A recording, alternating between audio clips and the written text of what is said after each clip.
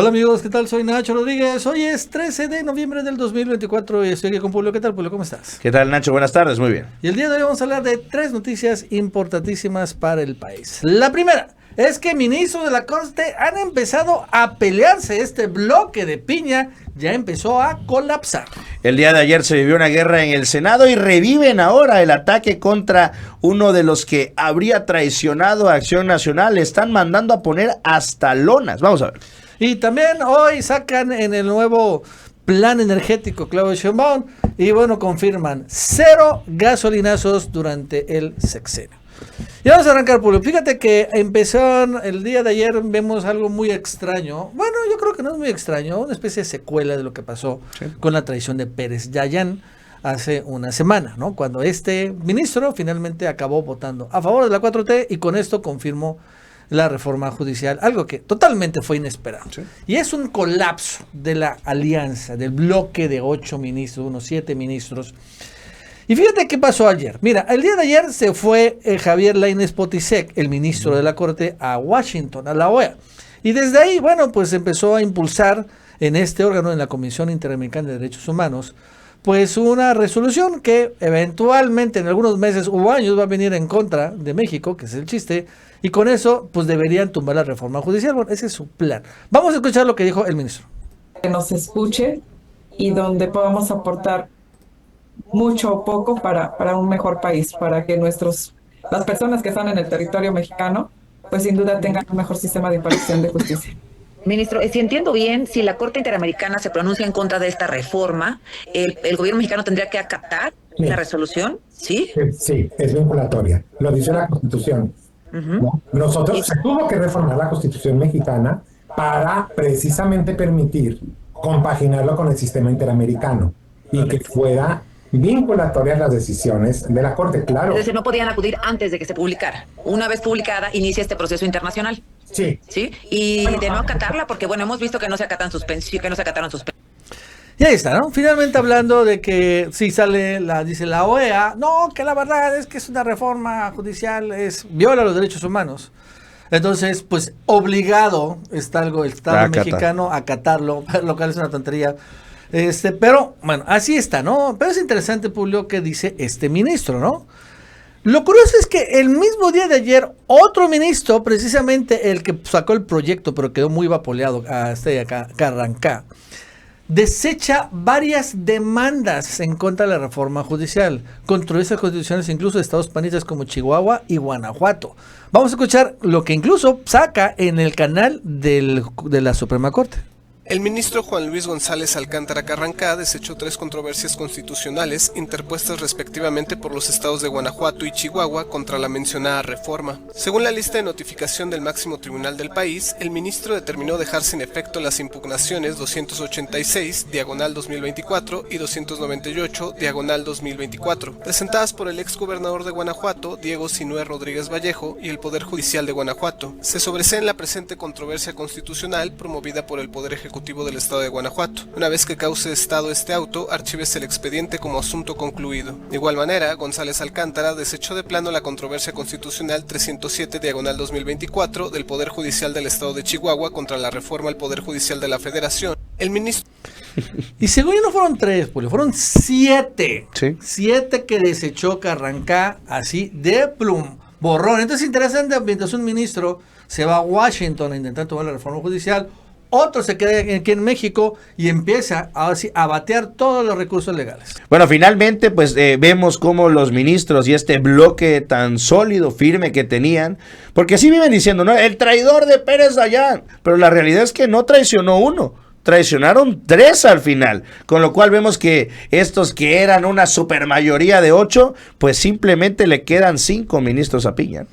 Sí, empieza a colapsarse toda esa situación. Bueno, otro tema, un tremendo escándalo en Veracruz, porque, bueno, no se olvidan de la traición de Yunes allá al panismo, y el día de ayer han empezado a aparecer estos espectaculares en varios lugares de Veracruz. Yunes traidores, corrupto, ratero, familia sin principios, sin valores, sin lealtad. México y Veracruz los rechazan, ¿no? Y finalmente aparecen pagados por el PAN. Es que esto es maravilloso lo que sucede allá. Y sí, efectivamente, traicionaron. Pero bueno, ayer también estaban comentando mucho. Bueno, ¿por qué Yunes Márquez es senador y Yunes Linares, su papá, es suplente? ¿Quién fue el responsable de esto? Marco. Fue Marco Cortés, fue Ricardo Anaya y eventualmente el cártel inmobiliario. Fueron ellos que decidieron darle a la familia Yunes, pues en senaduría y además el papá el suplencia. O sea, algo totalmente irregular, totalmente que es censurable, ¿no? Es un, obviamente, nepotismo bastante obvio, evidente. Pero pues es que sí funciona el PAN y el PRIAN. Pues ellos fueron los responsables y ahora son los que están llorando. Pero en serio, ellos fueron los que pusieron a los Yunes ahí.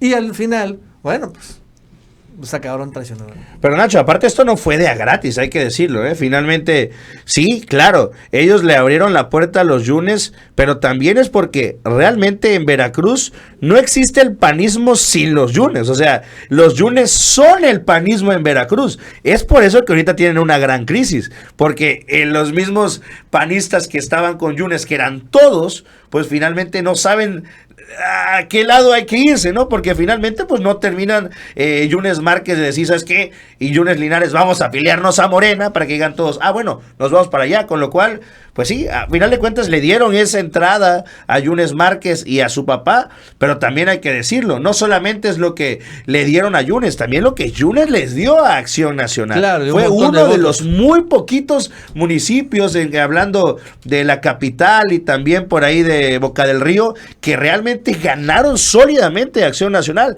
Si no fuera también por los Yunes, le deberían también varias plurinominales a Acción Nacional. Hay que decirlo, la realidad. Sí, es cierto. Al final, esta familia tiene un bastión, tienen operación, son mapaches, un poco como Alfaro lo hizo en Jalisco, ¿no? Se robaron varios votos. Pero el resultado electoral ahí quedó, ¿no? Y bueno, de todos modos, ahora sí sigue siendo muy doloroso, como lo vemos, para todo el panismo. Sí, lo siguen llorando. Sí, lo siguen llorando, porque nadie se esperó, honestamente yo nunca le esperé que los Yunes. Y siguen perdiendo senadores la oposición, ¿no? El día de ayer, Cintia López ya no solo se había separado del PRI, pero ya ayer sumándose a la bancada de Morena. Y ya lo advirtió Adán, ¿eh? Somos 87, pero vamos por 89. Faltan dos más. Dicen que uno del PRI y uno de Movimiento Ciudadano. Y el interesante de Movimiento Ciudadano es que si se integra, pierden bancada. Pierde la bancada MC con 4 senadores, ya no pueden tener bancada propia e incluso no pueden estar en la mesa directiva, no pueden estar en la Junta de Política. Voz y voto. Se quedan como independientes. Bueno, otro tema, hoy Claudio Sheinbaum dio el Plan Nacional Gasolinero, de petrolero energético. Y bueno, Luz Helena González habla sobre cosas importantes, en particular que no va a haber gasolinazos este sexenio. Vamos a consolidar la refinación de petróleo para lograr la autosuficiencia nacional en gasolinas y diésel.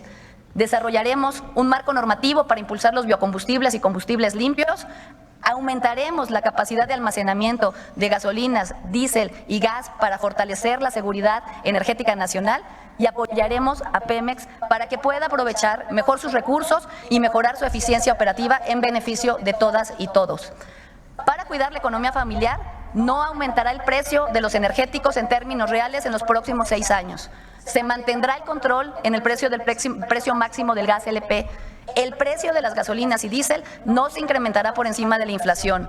Y no habrá proyectos al margen de las comunidades indígenas y sin beneficios sociales. Vamos a verificar que exista un trabajo social con las comunidades y que se realicen consultas públicas para que los proyectos tengan beneficios sociales.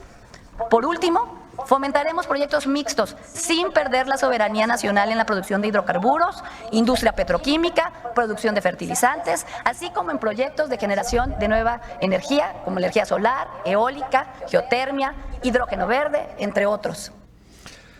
Entonces no va a haber gasolinazo, no va a haber tampoco tarifazo, no va a subir la energía eléctrica, tampoco el gas doméstico.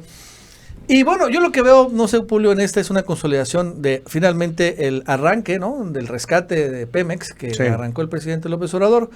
Y ahora vemos, bueno, que es más que se consolide. Por ejemplo, bajar la deuda de Pemex, mantener bien la producción petrolera que no se caiga, también pues ya tener al 100% la capacidad de refinación, totalmente la autosuficiencia energética, y los nuevos proyectos van a ser, bueno, proyectos de este tipo, ¿no? De solares y proyectos eólicos.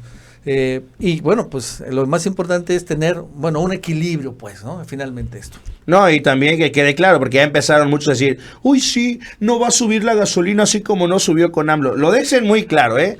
No va a haber aumentos al precio reales, es decir, que se le quiera ganar a la gasolina más de lo que cuesta. Obvio, como todo en el mundo, los ajustes por debajo de la inflación van así, lo dijo, va a aumentar, ¿cuánto? El 7%, el 6% que sea a nivel anual la inflación, eso es. Pero cuando ahorita está en 4%. Ponle 4 o 5, pero es que decían, es que a eso dijo Obrador y llegó con 21 y le entregó en 23. Bueno, sí, pero bueno, estamos hablando que pasaron 6 años, pero no hubo incrementos ¿te acuerdas? En el peñismo eran incrementos hasta de $1 por mes. Sí, claro. Y aquí hubo un incremento, si lo queremos llamar así, que es realmente el ajuste inflacionario de $1.00 por un sexenio completo, mientras que en el peñismo, que nos prometieron que la reforma energética era para frenar esto, pues le metían 50 centavos o $1 mes con mes. Sí, era muy alocado. Una y eso sangría. Genera un montón de inflación. Y ahora la verdad es que también, acuérdate que también sufrimos un fuerte periodo inflacionario por el tema de la guerra en Ucrania. No fue nuestra culpa, pues, fue que los precios de los energéticos mundiales se dispararon. Pero ahora parece que ya no va a ser así, ¿no? Ya parece que hay un interés de llegar a un acuerdo con Ucrania. Esto va a estabilizar un poco los precios energéticos y traer un poco la inflación, ¿no? De una u otra manera. Entonces, honestamente, yo veo que vamos a entrar unos años con una inflación muy controlada y estos precios también van a estar muy controlados. Pero bien dices, al final, pues se sostiene la política no inflacionaria y de no de tarifazos arrancada por el gobierno anterior y bueno, que sigue con el gobierno de Claudio Sheinbaum. Bueno, amigos, es todo. Hasta luego.